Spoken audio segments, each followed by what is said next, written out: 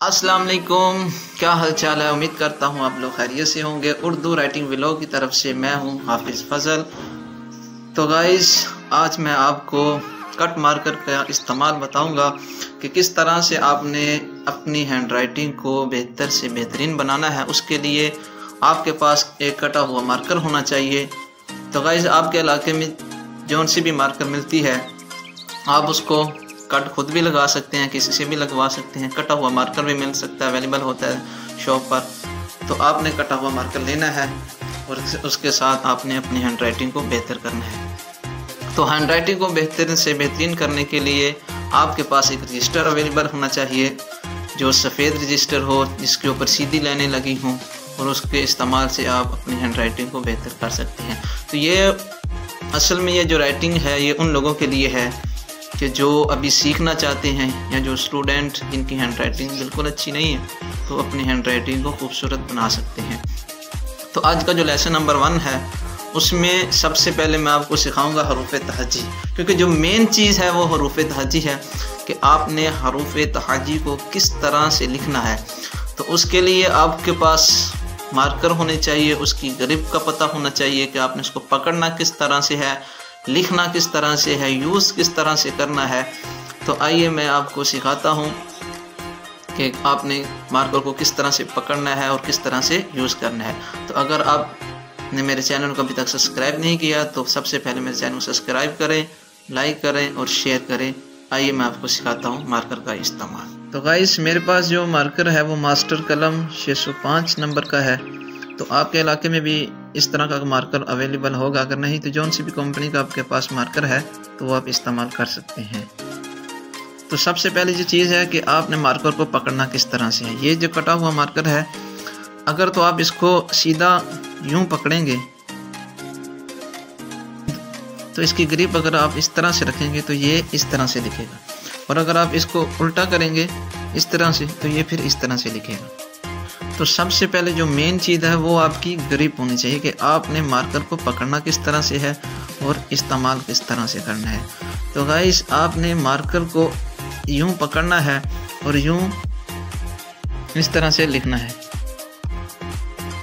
ये चीज़, अगर आप मार्कर को यूं पकड़ते हैं तो फिर आपकी जो राइटिंग है वो इस तरह से होगी, जो बिल्कुल भी खूबसूरत नहीं लग रही। तो उर्दू कैलीग्राफी में जो मेन चीज़ है सबसे पहले वो है हरूफ तहजी। जितनी प्रैक्टिस ज़्यादा आप हरूफ तहजी में लगाएंगे इंशाल्लाह उतनी ही जल्दी आपकी हैंड राइटिंग अच्छी होगी। फिर आहिस्ता आहिस्ता मैं आप लोगों को आगे इंग्लिश राइटिंग के बारे में, अरबिक राइटिंग के बारे में, हिंदी राइटिंग के बारे में भी बताता चलूँगा कि किस तरह से आपने वो भी राइटिंग करनी है। तो हमारा ये जो आज का लेसन नंबर 1 है इसमें यह है कि आपने हरूफ तहजी को लिखना है। तो गाइस, मैंने ये आपके सामने कुछ हरूफ तहजी लिखे हैं, तो आपने इस तरह से जो है ना लिखना है। तो आप जितनी ज़्यादा हरूफ तहजी पे प्रैक्टिस करेंगे उतनी ही ज़्यादा आपकी राइटिंग अच्छी होगी। तो मैं आपके सामने लिख के बताता हूँ कि अगर तो आप मार्कर को सही तरह से ग्रिप करते हैं तो आप इस तरह से लिखना है, ये चीज़ अलिफ। और अगर आप मार्कर को यूं लिख के पकड़ते हैं उल्टा करके तो ये फिर इस तरह से लिखे। इसी तरह से बा है तो आपने बा को यूं तिरछा करके पकड़ना है, ये चीज।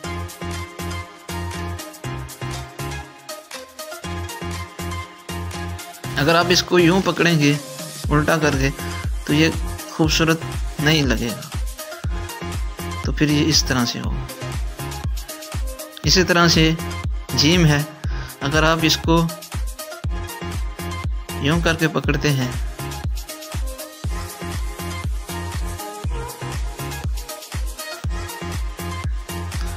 तो ये खूबसूरत लगेगा। अगर आप इसको इस तरह से लिखते हैं तो ये बिल्कुल भी खूबसूरत नहीं लगेगा। तो आपने मार्कर को जो ग्रिप है उस सबसे पहले उस पे ध्यान देना कि मैंने मार्कर का इस्तेमाल किस तरह से करना है। जैसे जैसे आपकी ग्रिप मजबूत होगी तो आपकी राइटिंग भी अच्छी होगी, ये चीज़।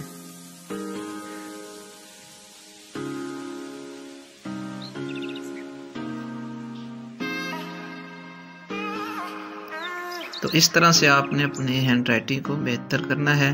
तो इंशाल्लाह उम्मीद करता हूँ आपको मेरी ये वीडियो बहुत अच्छी लगी होगी। अगर तो आप न्यू हैं तो आप मेरे चैनल को सब्सक्राइब करें, शेयर करें और बेल के बटन को जो है ना वो प्रेस करें, ताकि मेरी आने वाली हर वीडियो आपको मिल सके और आप जो है ना जल्दी से अपनी हैंड राइटिंग को बेहतर कर सकते हैं। तो इंशाल्लाह मिलते हैं एक न्यू वीडियो के साथ, तब तक के लिए अल्लाह।